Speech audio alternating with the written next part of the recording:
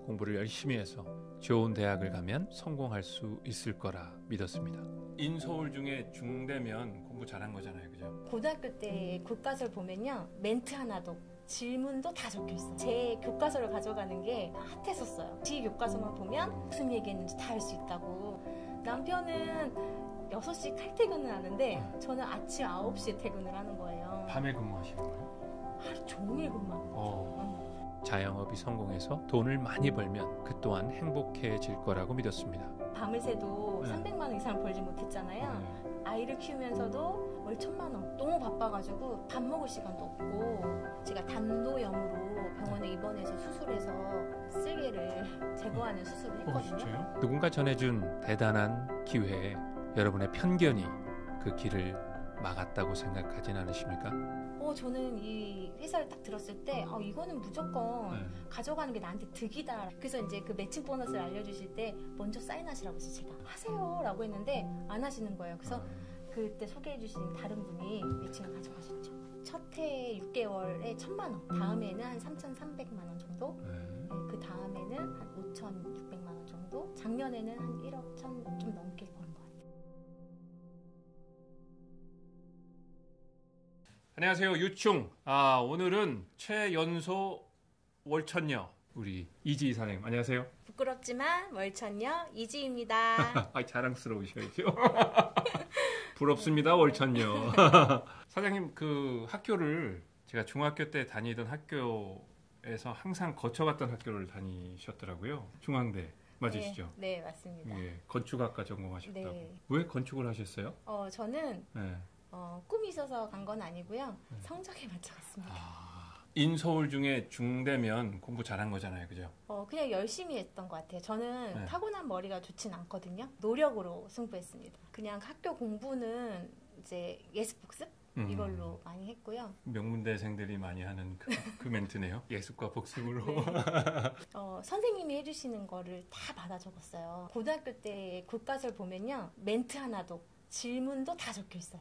그 수업을 놓쳤던 친구들이 제 교과서를 가져가는 게 핫했었어요. 지 교과서만 보면 무슨 얘기했는지 다 알 수 있다고. 그 정도로 꼼꼼히 적었고요. 집에 가서는 그것을 달달달 외웠어요. 밤새도록 외웠던 것 같아요. 네. 저희는 노트를 안 하고 낙서를 하거든요. 동글동글하게. 네. 건축을 우리나라에서 전공하면 그 무슨 자격증 따야 되지 않아요? 네. 따셨어요? 어렵더라고요. 제가 건축이 너무 재미없었어요. 네. 그래서 가서도 편입을 할까? 네, 근데 쉽지 않더라고요. 그리고 때도 놓쳤어요. 그래서 결국엔 졸업을 해야 되는. 거기서 더 이상 자격증을 딴다거나 이쪽으로 진행은 안 되셨고. 안 했어요. 그럼 뭐 하셨어요? 건물 진단해주는, 안전 진단해주는 그쪽에서 일을 했었어요. 그 나라에서 이제 요청을 하면 이제 기업에서 나가는 거죠. 그래서 건물 노후된 것도 체크하고 이게 재개발 들어갈 건지. 얼마나 하셨어요? 한 4년 정도? 남편은 공학을 전공했고 저는 건축학을 전공했고, 회사가 너무 어려운 거, 힘든 거 알잖아요. 이 건축 쪽이. 그래서 원래 안 했으면 좋겠다고 또 했었어요. 직장 생활을 할 때 선배님들을 딱 보면 행복해 보여야 되는데 행복해 보이지가 않는 거예요. 저도 재미가 없는데 행복도 안 해 보이니까 내가 이 회사를 언제까지 다닐 수 있을지에 대한 고민이 많았고, 남편은 6시 칼퇴근을 하는데 저는 아침 9시에 퇴근을 하는 거예요. 밤에 근무하시는 거예요? 하루 종일 근무하는 거죠. 그래서 아이를 직접 육아하는 분들을 본 적이 없어요. 다 부모님들한테 맡기고, 그렇다고 해서 제가 원하는 연봉을 받기도 어렵더라고요. 그래서 이 일은 오래 못하겠다라는 생각이 자꾸 커졌던 것 같아요. 네. 야근 수당은요? 받아요? 야근 수당 주는데요. 정말 들으시면 깜짝 놀랄걸요. 왜요? 시간당 5,000원? 그러면 결혼 생활에도 지장이 있는 거 아니에요? 저희 남편이 아이를 가지면 그만했으면 좋겠다고 얘기했었어요. 그리고 저는 고마웠어요. 그만둘 때 당시에 월급은 어느 정도였어요? 한 300만 원 정도? 네. 월 300. 그럼 밤새 근무해가지고 300만 원이면은 아주 많은 건 아니었네요. 네. 그거보다 적을 때도 있었어요. 그럼 어쨌든 우리 김상무사님께서 그래 집에 있어 딱 이렇게 결단을 하실 때는 뭐 믿는 게 있으셨을 거 아니에요. 소득이 충분하다던가 아니면 물려받은 재산이 많으시다던가. 저는 이제 남편의 능력을 믿었던 것 같아요. 남편이 그때 소득이 좀 고소득이었고 그걸로 충분할 거라고 생각했어요. 그리고 남편도 그렇게 해주겠다고 말을 했고요. 실례가 안 된다면 어떤 영업이셨는지? 부동산 마케팅 영업했습니다. 아무래도 영업일이다 보니까 남편의 소득도 안정적인 건 아니라는 걸 그때 현타감이 딱 왔었어요. 그러다가 제가 이제 출산을 하면서 자영업을 이제 시작을 해요. 그래서 떡케이크 사업을 시작하셨고. 만 6년 정도 했고요. 운영되고 있습니다. 아, 운영하고 계세요? 제가 하진 않고 제가 겸업을 이제 시작하면서 네. 가르쳤던 선생님한테 인수인계해주고 선생님이 운영하고 계세요. 그 마케팅으로 정말 바로 잘 됐어요. 얼마나 잘 됐어요? 진짜 저 혼자 일손이 부족할 정도로 너무 바빠가지고 밥 먹을 시간도 없고 그리고 너무 재밌었어요. 시간 가는 줄 모르고 돈이 벌리니까. 그래서 그때 제가 이래서 내 일을 해야 되는구나를 많이 느꼈고 해외에서도 주문이 들어오고 지방에서도 주문이 들어와서 제가 직장생활로는 아침까지 밤을 새도 300만 원 이상 벌지 못했잖아요. 네. 아이를 키우면서도 월 1,000만 원 네, 순수익으로 그렇게도 만들어 갔었어요. 아까 다른 분한테 넘기셨다고 했잖아요. 그럼 어느 시점에 그걸 넘기셨어요? 4년 반 정도 지났을 때 고민을 했었어요. 아까 바쁘게 지냈댔잖아요. 그리고 저는 대학교 때도 밤낮이 바뀐 생활을 했었거든요. 거의 건축학과 다니는 친구들은 거의 밤을 새요. 왜 그런지 모르겠어요. 선생님은 과제를 일찍 내주셨는데 꼭 밤에요. 케이크 전문점 할 때도 밤을 새는 게 되게 재밌었거든요. 근데 그게 건강을 해치는 거라고 생각을 못했어요.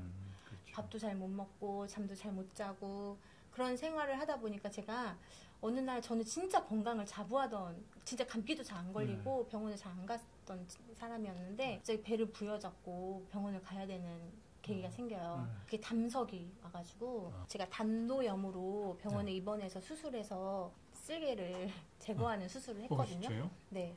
그때 나이가 30이었어요. 30. 그렇게 한 번만 병원을 간 게 아니고요. 해마다 갔어요. 해마다. 이렇게 아프면 소득을 어떻게 벌지? 이런 생각이 들면서 그럼 내가 없을 때 돈이 되게 하는 시스템을 만들어야겠구나. 그래서 교육을 해야 되고 그래서 사람을 써야 되고 그러면 인건비가 들잖아요. 그럼 얼마만큼 케이크를 더 만들어야 돼? 이런 생각을 이제. 근데 또 어때요? 저희 젊은 사람들은 여행 가서도 소득 만들고 싶어 하는 게 있거든요. 내가 일을 하지 않아도 돈이 벌리는 방법은 없을까? 그러면 말씀하신 그런 시스템을 생각을 하실 정도면 이렇게 뭐 프랜차이즈화 시키거나 네. 맞아요. 저도 고민해봤었어요. 제가 교육생을 그러면 만들어서 프랜차이즈를 하나씩 1호점, 2호점 늘려야겠다는 생각도 했는데 그러면 돈도 많이 들고 또 선생님을 키워내야 되는데 그 교육생이 결국에는 나가서 다른 걸 차리는 그런 리스크도 있어요. 크게 이게 퍼포먼스가 나을까? 이런 생각을 하면서 그런 고민을 한창 할 때 아프기 시작했어요. 고민하시던 와중에 몸이 안 좋아지셨고 수술까지 하셨고 이제 진지하게 건강을 챙기기로 하셨을 시점에 저희를 만나신 거예요? 네, 맞아요. 누군가 좋은 걸 제안하면 그걸 먼저 알아보는 스타일이거든요. 네. 근데 그전에도 건강에 좋다는 것들 뭐 다이어트 식품도 많고 많이 먹어봤어요. 근데 진짜 우연일지 모르지만 그 제품들 먹고 솔직히 아팠던 것 같거든요. 내가 진짜 먹었던 게 영양이 채워지지 않았나? 나는 건강을 챙긴다고 챙겼는데 그때 제가 이제 이 회사를 알게 됐을 때 처음 들어봤거든요. 찾아보니까 전문가들이 좋은 평가를 해놨더라고요. 저희 제품을 알아볼 때도 그냥 인터넷 같은 걸로 알아보신 거예요? 아파트에 밑에 층에 사는 그래도 가깝게 지내는 지인이 있었는데 이 회사의 제품을 먹고 진짜 건강해진 사람이 있어. 그러면서 회사를 알려주시더라고, 브랜드를. 그래서 제가 그러면 처음 들어보는데 그 회사를 좀 궁금하다, 알아보고 싶다라고 해서 제가 그 약속을 잡았죠. 그러면은 그 처음에 소개를 해주신 분은 그냥 소비자신 거예요? 네, 같이 미팅을 해서 들었거든요. 근데 저만 사인을 했어요. 그분은 그냥 제품 쓰시던 분이 아니셨어요. 네. 그러셨구나. 그분은 안 하시고 사장님은 결정하셔서 지금까지 하고 계시고 그분이 하면 배 아프실 수도 있겠네요. 그러게. 지금 이 영상 보시면 그러실 수도 있겠지만 또 아닐 수도 있을 것 같아요. 그래도 매칭 보너스에 대해 알게 되시면 속상하실걸요? 네, 아마 모르시니까. 제가 그래서 그때 같이 미팅을 이렇게 앉아서 했는데 저는 이 회사를 딱 들었을 때 이거는 무조건 가져가는 게 나한테 득이다라는 기회가 엄청 좋다라고 생각을 했거든요. 그래서 이제 그 매칭 보너스를 알려주실 때 먼저 사인하시라고 했어요. 제가 먼저 사인하시고 제가 하겠다고. 근데 이제 안 하시겠다는 거예요. 그래서 사람 일을 어떻게 알아요? 제가 어떤 매칭을 드릴 줄 알고 하세요라고 했는데 안 하시는 거예요. 그래서 그때 소개해 주신 다른 분이 매칭을 가져가셨죠. 여기서 저희가 배울 수 있는 점은 똑같은 얘기를 들어도 어떤 사람은 그것을 그대로 받아들이고 좋은 걸로 이렇게 승화시킬 수 있는 능력을 가진 사람이 있는 반면 똑같은 걸 듣고도 그걸 반대로 이렇게 키워나가는 분도 계시더라고요. 그런데 그분이 안 하신다고 하셨을 때는 분명히 이 네트워크 비즈니스 사업 모델에 대한 어떤 부정적인 게 있지 않으셨을까요 싶어요. 저도 그랬다고 생각해요. 왜냐하면 그 가족한테 알려주려고 되게 노력했거든요. 근데 별로 좋아하지 않으시더라고요. 그러니까 선입견이 있으셨던 것 같아요. 사장님 내부는 그런 게 없었어요? 저희 남편은 타사의 그 플랜은 선입견이 있고 안 좋다라고 얘기를 했었어요. 그러면 이제 그날 그 자리에서 뭐 사인을 하셨다고 하셨는데 그 후로 그냥 바로 사업에 돌입하신 거예요? 아니면 제품을 이렇게 사용하면서 경험치를 많이 쌓으신 거예요? 그 회사가 주는 혜택을 딱 듣고 나서 그냥 바로 이건 해야겠다 생각을 했었어요. 저는 원래 되게 무디거든요. 되게 예민하지 않아서 뭐가 좋고 막 이런 거 다른 분들 얘기하시면 되게 신기해요. 근데 저는 그때 간 수치가 좋지 않아서 병원에서 정기 검진을 나쁠 때는 2개월에 한 번, 좀 괜찮으면 6개월에 한 번씩 해야 됐거든요. 마사지 해주시는 분이 그 얘기를 하시더라고요. 지희씨 간이 안 좋은가 봐 이래요. 그래서 어떻게 하셨어요? 그랬더니 간이 안 좋은 사람이 등이 간지럽대요. 그러고 보니까 저 등이 너무 간지러운데요. 갑자기 막 등이 가져오네요. 그래서 제가 이렇게 우리 몸하면 독소라고 얘기하죠. 그게 그렇게 빠진다고 얘기를 하시더라고요. 그래서 그렇구나. 그러고 보니까 남편한테 늘 제가 등을 긁어달라고 했던 거예요. 근데 어느 날 저희 남편이 아니 왜 이렇게 얼굴도 좋아지고 몸이 건강해졌어라고 얘기하는 거예요. 그래서 제가 그래? 그랬어요. 그랬더니 등 긁어달라는 소리도 안 하네? 그러면서 저희 등을 보더니 등이 너무 깨끗한 거예요. 와 신기하다. 병원 가서 혈액 검사를 해보니까 수치가 다 정상으로. 내가 잘 찾았다. 이 회사 제품 진짜 좋구나. 물론 사람마다 너무 다르죠. 근데 저는 그렇게 느꼈던 것 같아요. 뭐 드셨어요 그때 당시에? 제가 간이 안 좋아서 햇병실 아세요?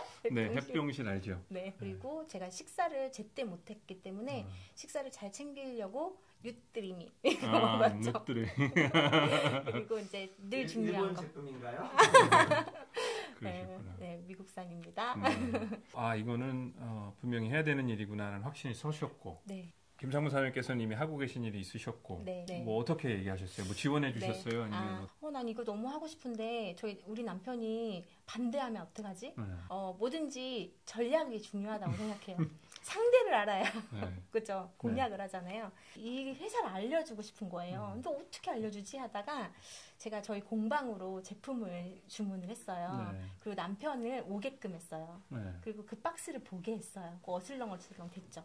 계속 뜯었다 열었다 하면서 그러니까 남편이 당연히 눈이 거기 가죠. 뭐 샀어? 이러는 거예요. 그래서 아니 이거 먹고 건강해진 거야 라면서 이 회사를 이제 보여줬더니 이제 남편이 막 서치를 해보더라고요.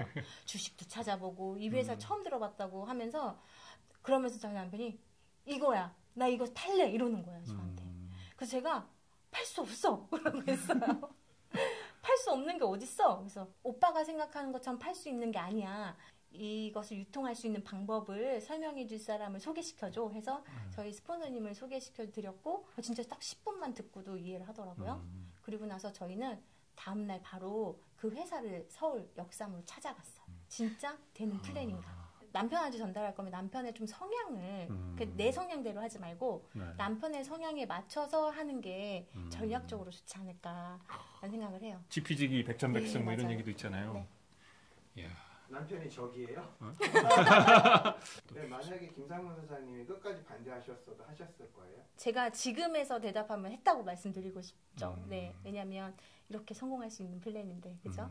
네, 근데 많은 영향을 받았을 것 같긴 해요. 많이 상처받았을 수 있겠다 이런 생각은 합니다. 네, 많은 분들이 상처 받으시고 나중에는 사과 받으시더라고요. 네, 맞아요. 너무 감사해요. 그래서 저는 전략도 잘 세웠지만 남편이 오히려 해야 된다고 힘을 실어줘가지고 되게 감사해요. 주로 그럼 두 분 중에 어느 분이 활동을 많이 하세요? 저는 사람 만나는 걸 좋아해요. 그리고 현장을 뛰는 걸 좋아해요. 저희 남편은요 집에서 이렇게 마케팅 쪽의 원체 그쪽을 하다 보니까 그걸 좋아해요. 그러면 나누자. 육아도 그때 자연스럽게 저희 남편이 육아를 담당하고 제가 이제 필드로 나가서 하는 것을 전적으로 100% 이제 그렇게 바뀌어갖고 처음에 그거를 적응하는 데는 조금 어려움이 있긴 했어요. 지금은 너무나 능숙하게 아이도 잘 보고 요즘에 요리 솜씨가 늘으셔가지고 맛있더라고요. 심지어 왜 이렇게 밥이 맛있어졌지? 볶음밥이 너무 맛있네 그랬더니 이쯤 되면 늘어야 되는 거 아니야? 이렇게 얘기하더라고요. 이제 종합을 하면 직장 생활 4년 정도 하실 때 300만 원 정도 버셨고 떡 케이크 사업 하시면서 충분히 돈은 버셨는데 시간적으로나 건강적으로 좀 문제가 있으셨고 그래서 저희 회사를 만나셔서 그 저희를 하면서 지금까지 이 여정의 소득적인 부분을 저한테 좀 공개해 주실 수 있으세요? 첫 해 6개월에 1,000만 원, 다음에는 한 3,300만 원 정도, 네, 그 다음에는 한 5,600만 원 정도, 네.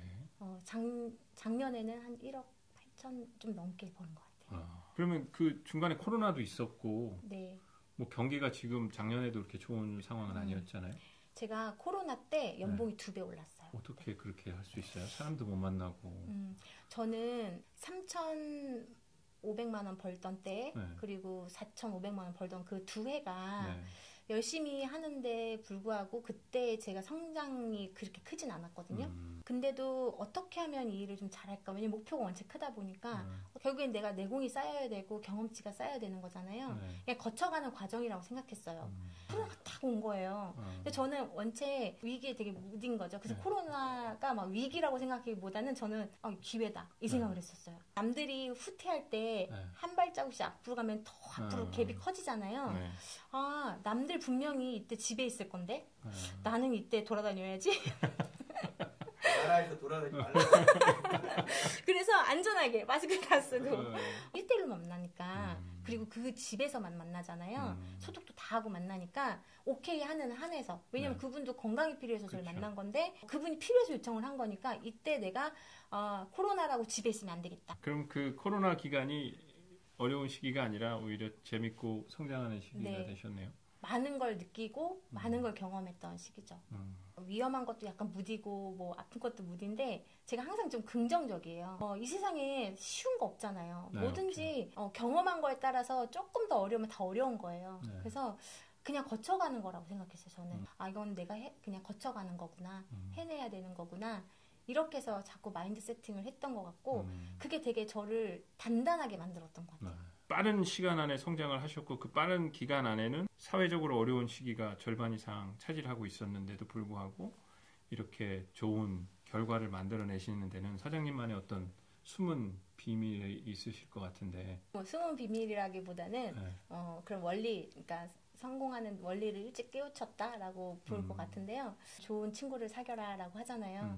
저는 노는 물이 중요하다고 생각해요. 회사를 확신을 가졌던 것 중에 하나가 성공한 사람이 눈앞에 많아서였거든요. 눈으로 보여지잖아요. 이분들의 공통점은 마인드가 정말 다르더라고요. 결국에는 공부를 잘하고 싶으면 공부 잘하는 친구들하고 놀아야 되는 것처럼 내가 성공하고 싶으면 성공한 사람들하고 놀아야겠다. 근데 진짜 좋은 게요. 놀아도요. 대화하는 게 달라요. 제가 잘한 거는 성공한 사람, 배울 사람 옆에 딱 달라붙어 있었던 걸 정말 잘한 것 같습니다. 이 일은 진짜 어려운 일이 아니에요. 진심이 통하면 누구나 할 수 있는 일이기 때문에 네. 저는 솔직히 능력은 중요하지 않다고 보거든요. 노력이 중요하다. 대부분 우리 사회의 일은 능력제잖아요. 저는 그게 너무 힘들었거든요.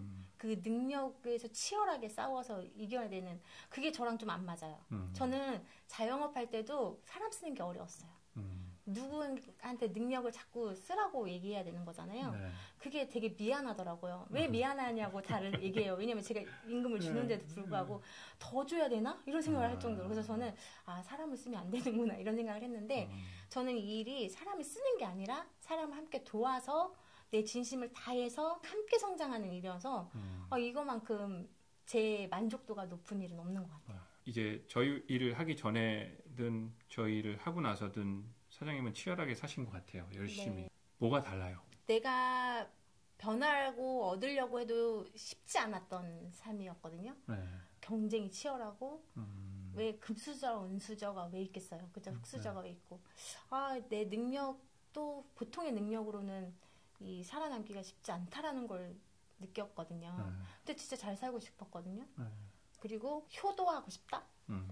근데 제가 떡케이크를 하면서 다른 겸업을 한다고 했을 때 네.